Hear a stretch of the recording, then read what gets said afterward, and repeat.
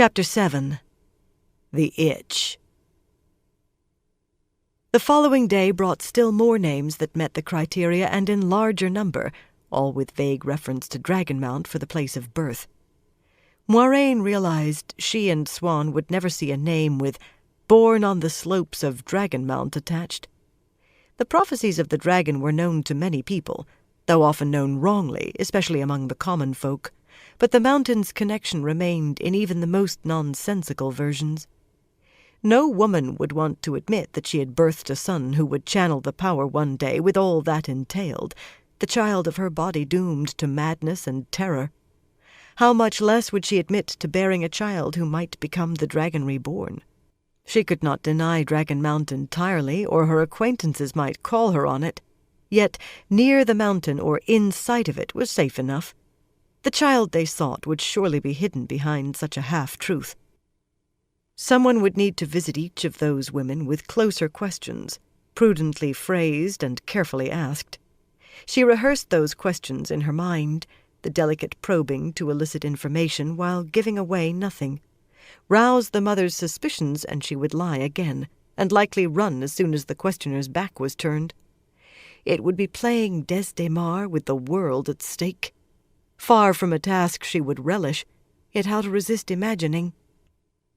The morning also brought a visit from Tamra, who abruptly walked in just as Moiraine was slipping her little book, bearing a fresh name, back into her belt pouch.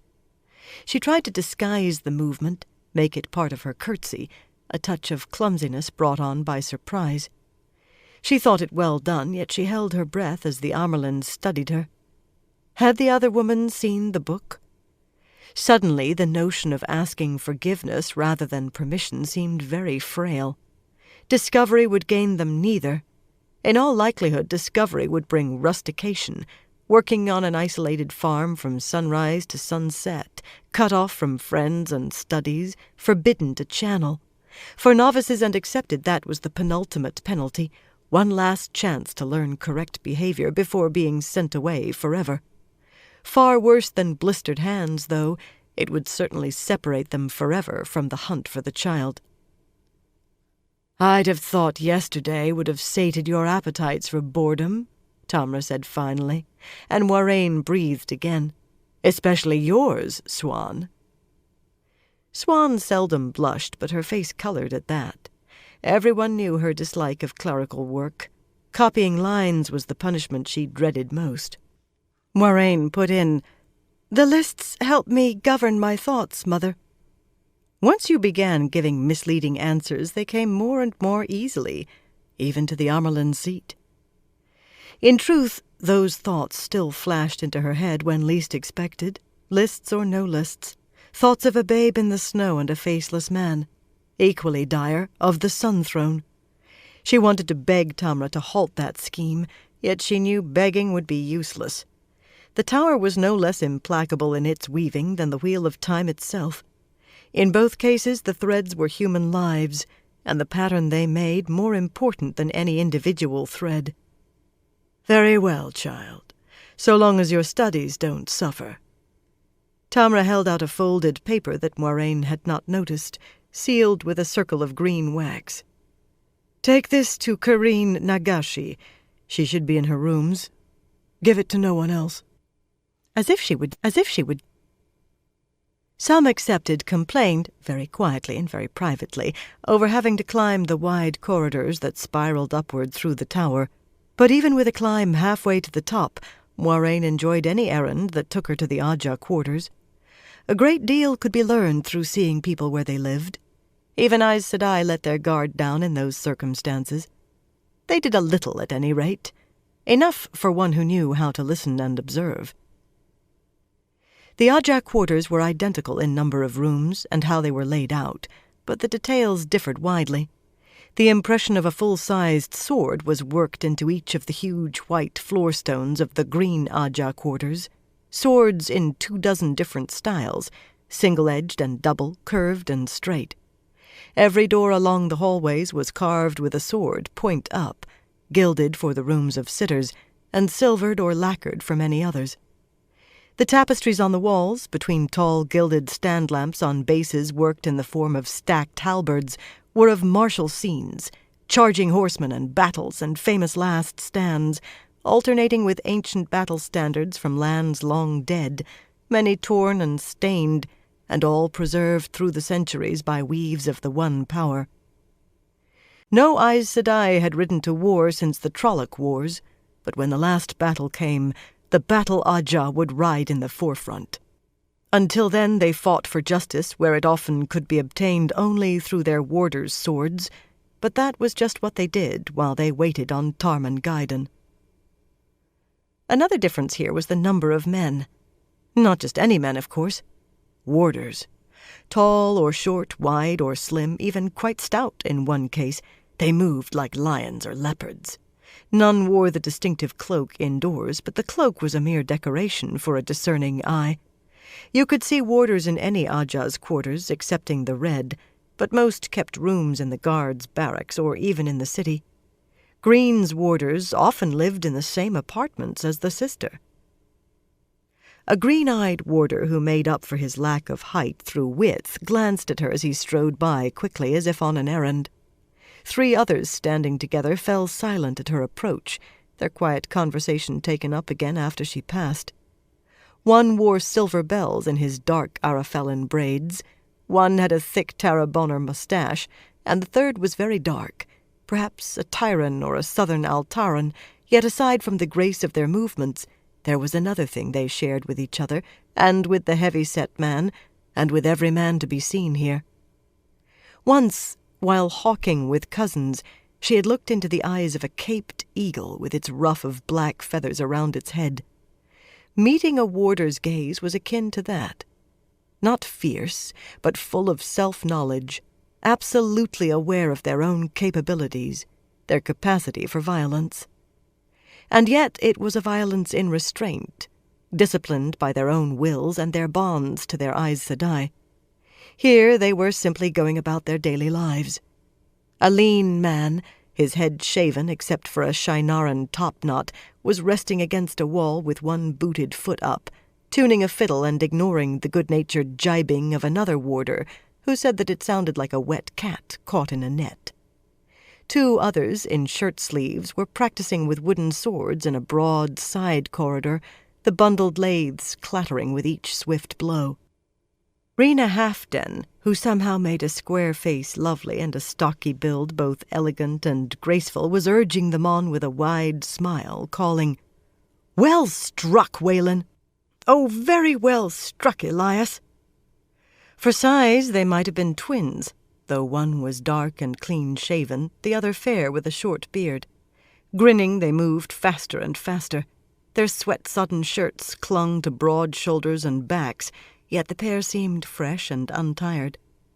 Through an open door, Moiraine saw a round-faced warder playing a stately melody on a flute, while grey-haired Jayla Bandevin, an imposing woman despite standing near a hand shorter than Moiraine, attempted to teach a new warder the steps of a court dance. He had to be new, a blushing, pale-haired boy of no more than 20, yet no man gained the bond unless he already possessed all the requisite skills. All save dancing, at least. Kareen's door, bearing a sword lacquered in red, gold, and black, also stood open, with the sounds of merry music coming out. Moiraine had no idea what the lacquering meant, or the colors, and she suspected she never would unless she chose the green. That would not be, yet she disliked not knowing. Once she identified something she did not know, the ignorance became an itch on her shoulder blade, just beyond reach. Not for the first time she filed the swords in the back of her mind, beside many other things seen in Ajah quarters. The itch receded, yet she knew it would return when next she saw these doors. The few tapestries in Kareen's sitting room were scenes of war or hunting, but most of the wall space was given over to bookshelves carved in the styles of 6 countries.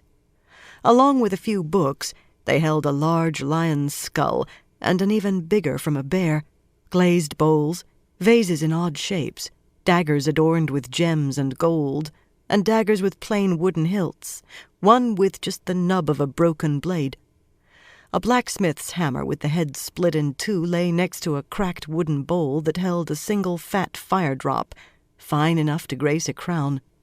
A gilded barrel clock with the hands frozen at just before noon, or midnight, stood beside a steel-backed gauntlet stained black, with what Moiraine was sure was blood.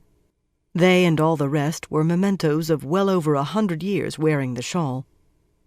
Of memories before the shawl there were few.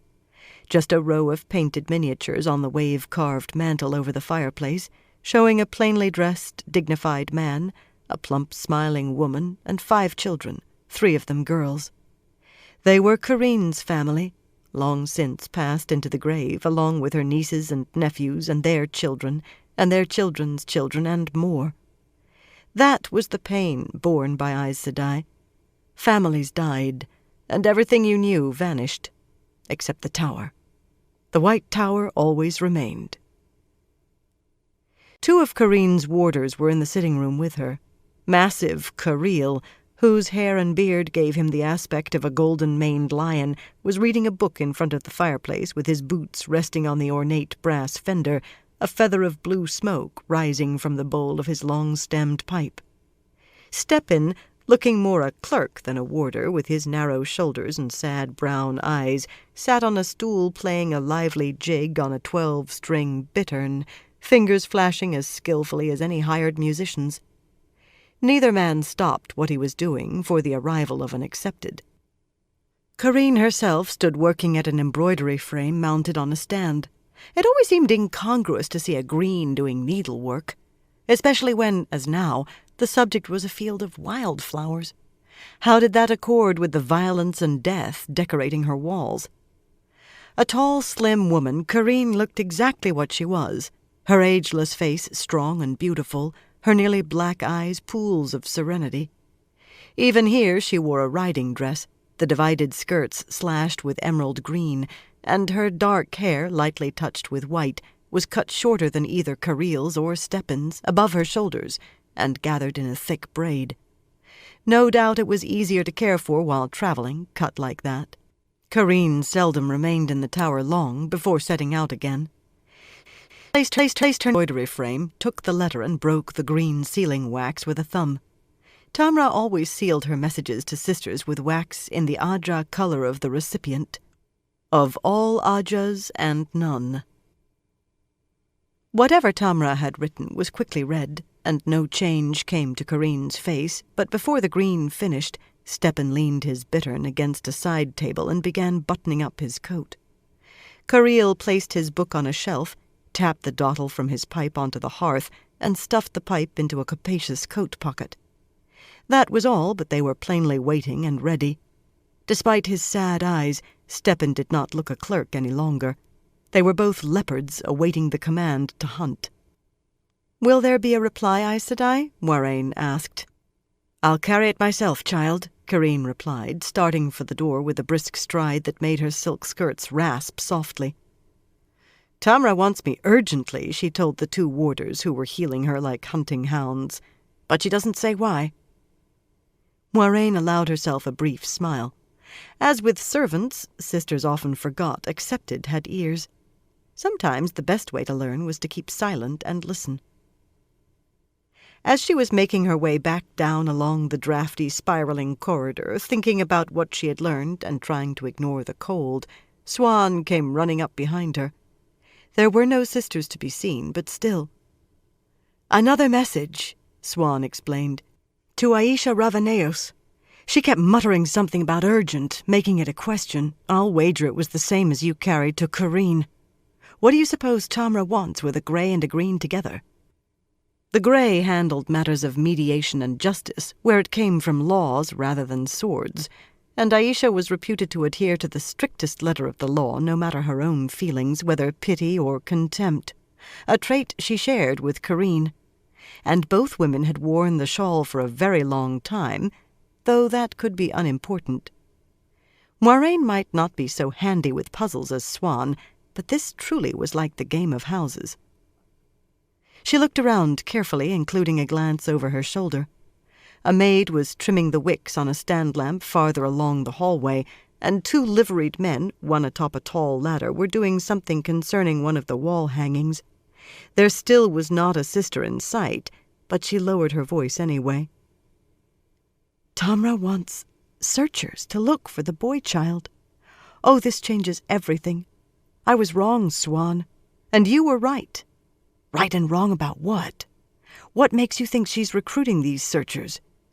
How could the woman be so deft with puzzles and not see the pattern here? "What matter could be more urgent to Tamra right now than the boy-child, Swan?" she said patiently. "Or more secret, so she dares not put the reason on paper. That secrecy means that she believes the Reds cannot be trusted. That is what you were right about. More than that, how many other sisters will at first want to deny that this child really is the one prophesied, particularly if he evades discovery until he is a grown man and already channeling? No, she means to use sisters she is sure of to search for him. Where I was wrong was in thinking he would be brought to the tower. That would only expose him to the Reds and others who might be untrustworthy. Once found, Tamra will send him into hiding. His education will be at the hands of her searchers, the women she trusts most." Swan clapped a hand atop her head. "I think my skull will explode," she muttered. "You built all that from 2 messages, and you don't even know what they said." "I know one thing they said and one they did not. It is simply a matter of seeing the patterns and fitting the pieces together, Swan. Really, you should be able to do it easily." "Oh? Elid gave me a blacksmith's puzzle last week. Said she was bored with it, but I think she couldn't solve it. Want to try your hand?" "Thank you. No," Moiraine said politely, and after a quick look for lurking sisters, stuck her tongue out at the other woman. The next day, Tamra sent 3 more messages. The first went to Malin Arganya, the second to Valera Gorovny, a plump little brown who always wore a smile and seemed to be bustling even while standing still, and the third was to Ludis Danin, a bony yellow, whose long grim face was framed by tightly beaded Tarabonner braids that hung to her waist. None let slip a hint of the message's content, yet all 3 had worn the shawl well over 100 years, and all 3 shared that reputation for strict adherence to the law. Moiraine saw it as confirmation, and even Swan began to believe. 5 seemed too few to undertake the search for the boy-child. Day by day the names entered into their small notebooks filled more and more pages, yet Tamra sent no further messages, at least not by them. Eildra Najaf was raised Keeper of the Chronicles to replace Gitara, and she might have carried them, or more likely sent them by a novice. For a time, Moiraine and Swan tried keeping an unobtrusive watch on the Amerlin's study and her apartments, taking turns to peek around the edge of the doorway, but Tamra had a steady flow of visitors. Not constant, but steady. Sitters could be dismissed from consideration, since sitters rarely left the confines of the city while they held a chair in the hall of the tower, yet any of the others could have been searchers, or not. It was extremely frustrating for Moiraine, that itch on the shoulder blade, just where her fingers could not reach. Soon enough they gave up attempts to spy. For one thing, there seemed no point.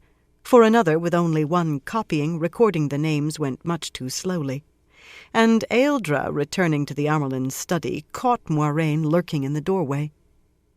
White hair was the sole similarity between Eildra and Gitara, and Eildra's was straight and cut as short as Carine's. The new keeper was lean, her coppery skin turned to leather from long exposure to sun and wind, yet assuredly no one had ever called her a beauty, with her narrow jaw and sharp nose. For jewelry she wore the great serpent ring alone. Her dress was of blue wool, finely woven but simply cut, and the deep blue stole on her shoulders was no more than 2 fingers wide. A very different woman from Gitara. "What are you looking at, child?" she asked gently. "Just the sisters going in and out of the Amerlin's study, Aes Sedai," Moiraine replied, every word true. Eildra smiled. "Dreaming of the shawl? Perhaps your time would be better spent in study and practice." "We find time for both, Aes Sedai, and this work occupies my mind otherwise." "Also true. The search for the boy-child occupied every scrap of her mind, not given to thoughts she would rather not have. A faint frown creasing her forehead, Ealdra laid a hand on Waraine's cheek, almost as if checking for fever. "Do those other dreams still trouble you? Some of the Browns know a great deal about herbs. I'm sure one will give you something to help you sleep if you need it." "Verin Sedai already has." The concoction had had a foul taste, but it did help her sleep. A pity it did not help her forget the nightmares that came when she did. The dreams are not so bad now. Sometimes there was no way to use evasion. Good, then. Ealdra's smile returned, but she shook a mildly reproving finger under Moiraine's nose. "Nevertheless, daydreaming in doorways is not proper for one of the accepted, child. If I see it again, I will have to take notice. You understand me?" "Yes, Aes Sedai." There would be no more spying. Moiraine began to think she would scream from that cursed itch.